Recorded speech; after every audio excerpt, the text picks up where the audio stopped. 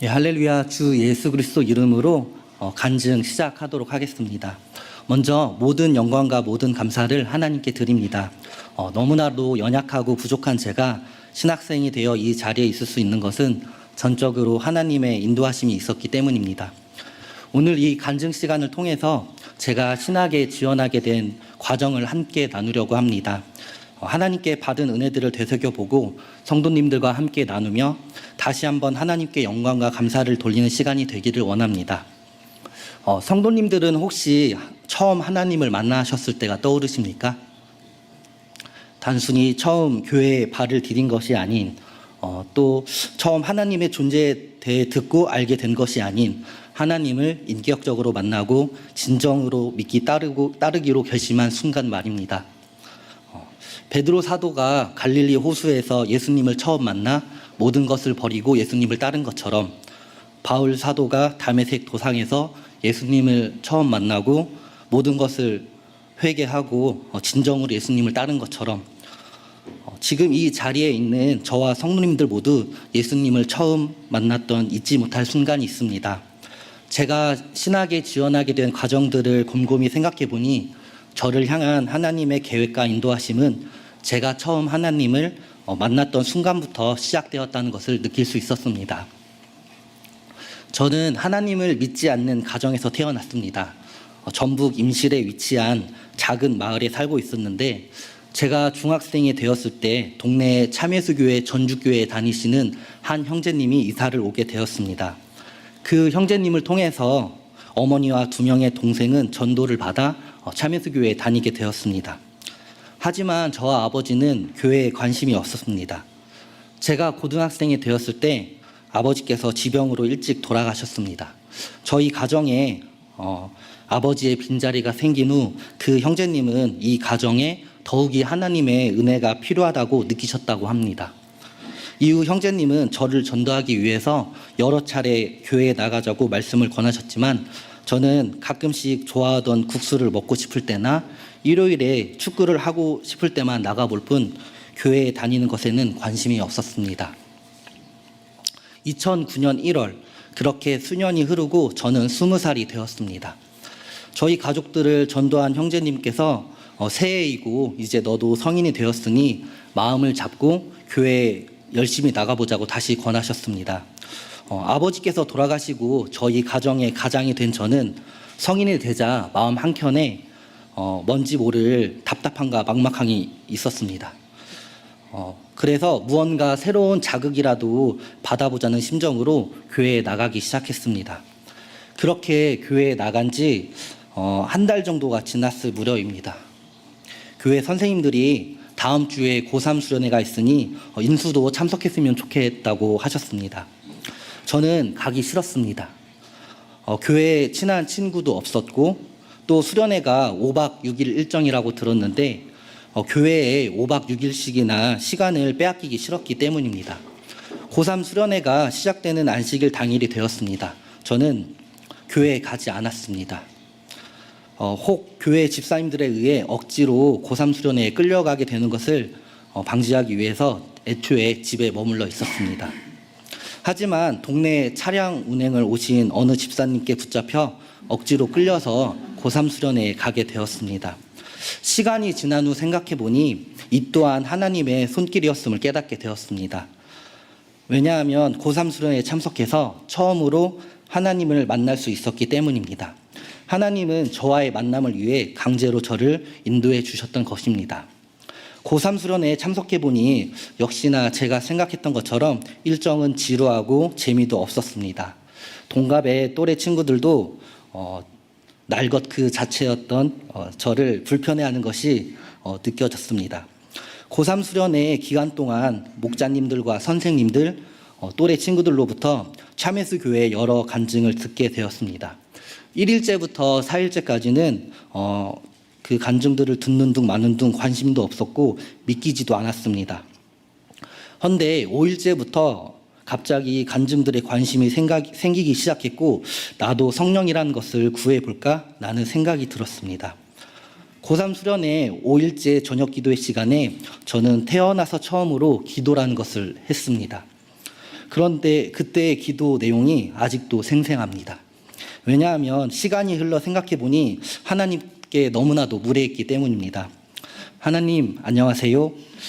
이 교회에 다니는 사람들이 자꾸 하나님이 계시다고 저를 세뇌시키려고 하는데 저는 도저히 믿을 수가 없습니다.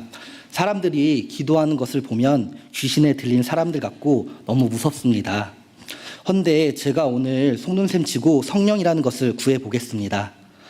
당신이 정말 존재한다면 저에게도 성령이라는 것을 주세요.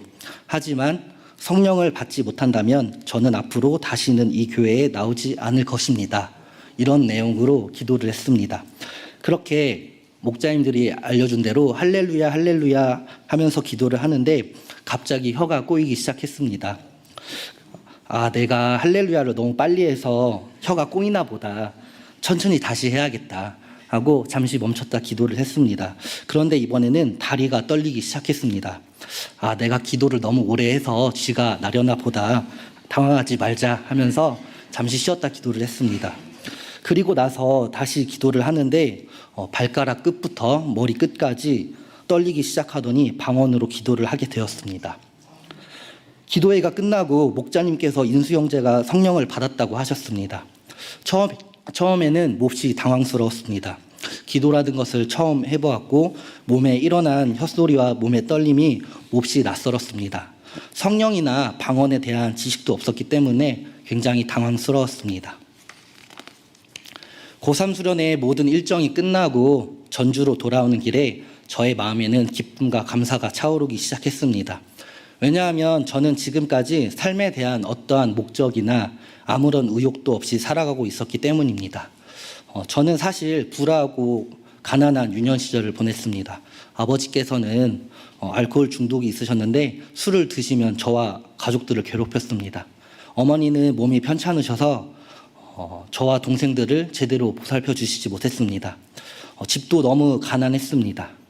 이러한 가정 환경 탓에 자라면서 삶에 대한 목표나 의욕은 점점 사라져가고 온갖 불평과 원망만 가득했습니다.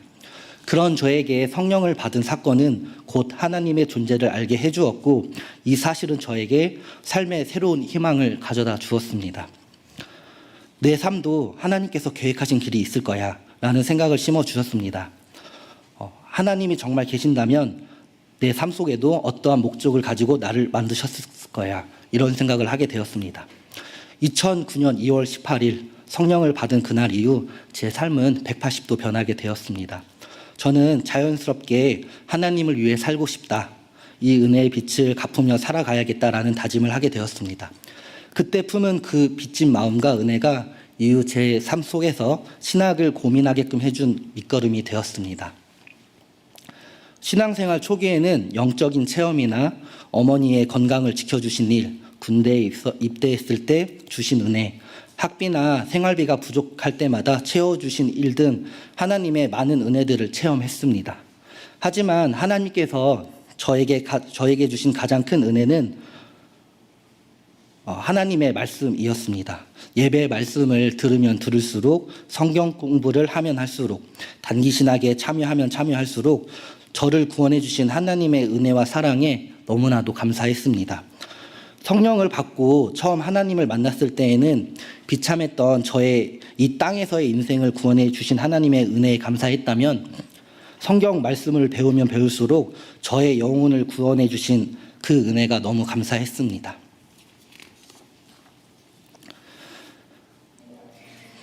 그렇게 빚진 마음으로 신앙생활을 해가면서 2년의 시간이 흘렀습니다.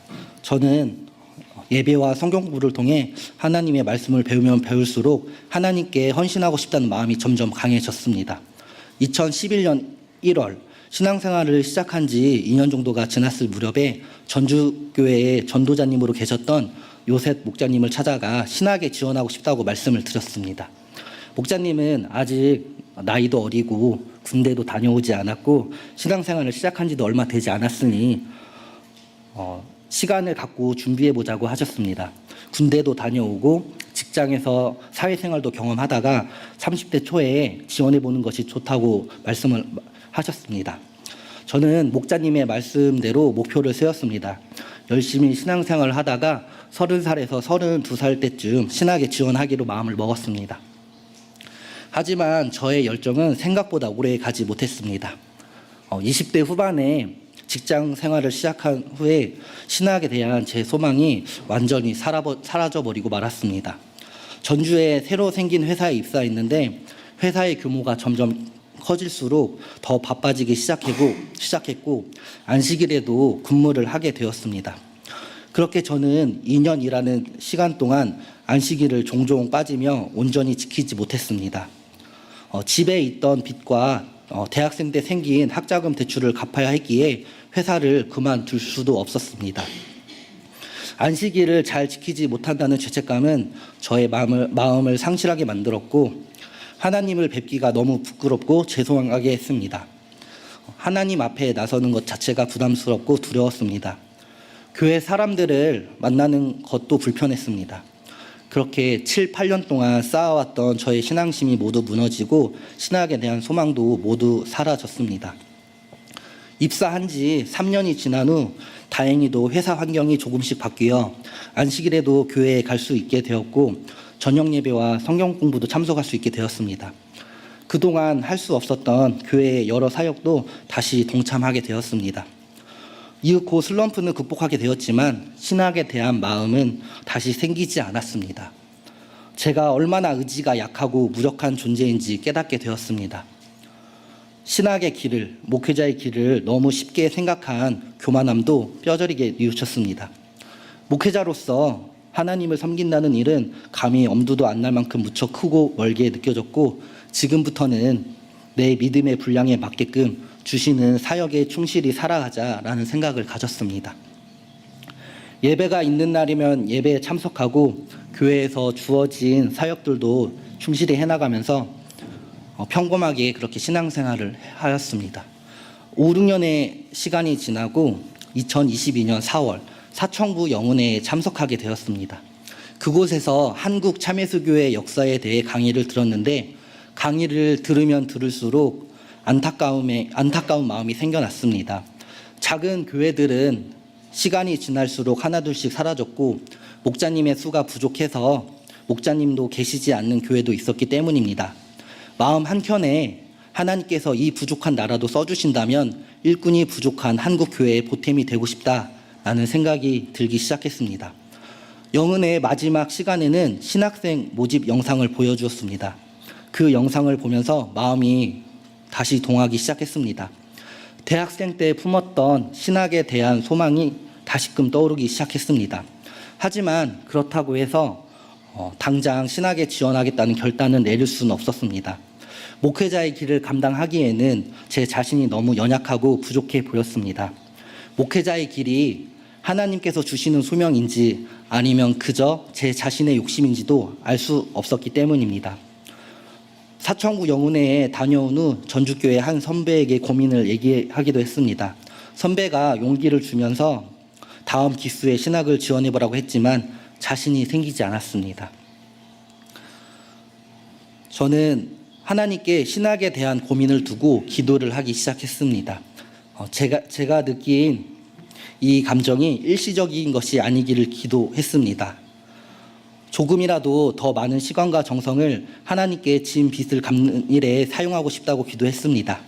제가 품은 이 소망이 개인적인 욕심이나 자아실현의 욕구가 아니길 기도했습니다. 그렇게 신학에 대한 기도를 시작한 지 5달 정도가 지났습니다.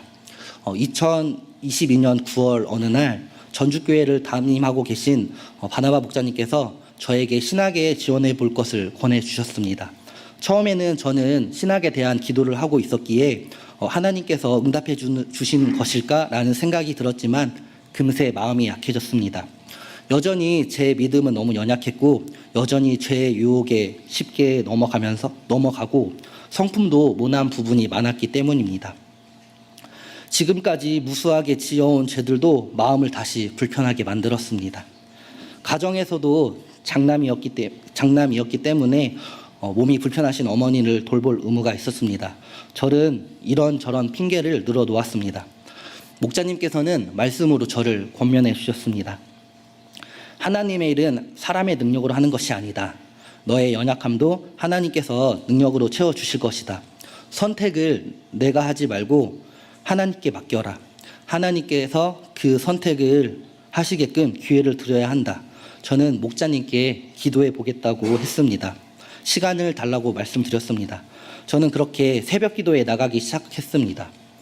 기도하며 하나님께 길을 여쭙습니다. 저의 모든 선택을 하나님께 맡길 수 있는 믿음을 주시라고 기도했습니다. 그렇게 기도를 하면서 3개월 정도의 시간이 지났습니다. 목자님께서 다시 한번 신학에 지원해 볼 것을 말씀하셨습니다. 저희는 용기를 내서 지원하겠다고 말씀드렸습니다. 저의 믿음은 여전히 부족하고 능력도 부족하지만 그동안 기도하면서 모든 선택을 하나님께 맡기기로 마음을 먹게 되었습니다. 저의 가정과 어머니도 하나님께 맡기기로 했습니다. 무엇보다도 하나님께 진 빚을 조금이라도 많은 시간과 정성을 들여서 갚고 싶다는 마음이 강했습니다. 그렇게 해서 23년도 1월부터 6월까지 신학시험을 준비했습니다. 신학시험 날짜가 하필이면 또 6.25 6월 25일이었는데 임팩트가 있는 날짜이어서인지 시험 날짜가 다가오면 다가올수록 부담감과 긴장감이 짙어졌습니다. 이윽고 시험 날짜가 되었습니다. 1교시 필기 시험을 봤는데 너무 어려워서 망했다라고 불안함이 감돌았습니다. 2교시 설교 시험도 긴장을 너무 해서 진짜 망했다라는 후회가 몰려오기 시작했습니다. 3교시 면접 시험 도중에는 중간에 눈물까지 터뜨려서 진짜 망했다라는 확신이 들었습니다. 모든 시험이 끝나고 속상함에 대기실에서 눈물을 흘리면서 결과를 기다리고 있었는데 목자님들께서 제가 이번에 신학에 합격했다고 소식을 전해주셨습니다. 저는 순간 이건 하나님께서 하신 일이다라는 생각이 머릿속에 가득 채워졌습니다. 하나님의 일꾼으로 전임 사역자가 되기에는 너무나도 부족한 제가 신학생이 된다는 것은 하나님의 선택과 부르심 외에는 설명이 되지 않았기 때문입니다. 이렇게 하나님의 은혜와 인도하심으로 이번 달 2월 7일에 신학원에 입학하여 저는 제 19기 신학생이 되었습니다.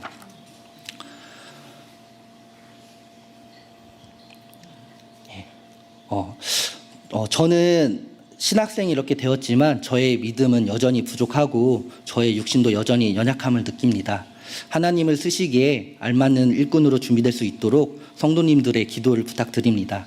하나님을 경외하며 교회와 성도를 사랑하는 일꾼으로 성장할 수 있도록 성도님들의 기도를 부탁드리겠습니다. 이것으로 간증 마치도록 하겠습니다.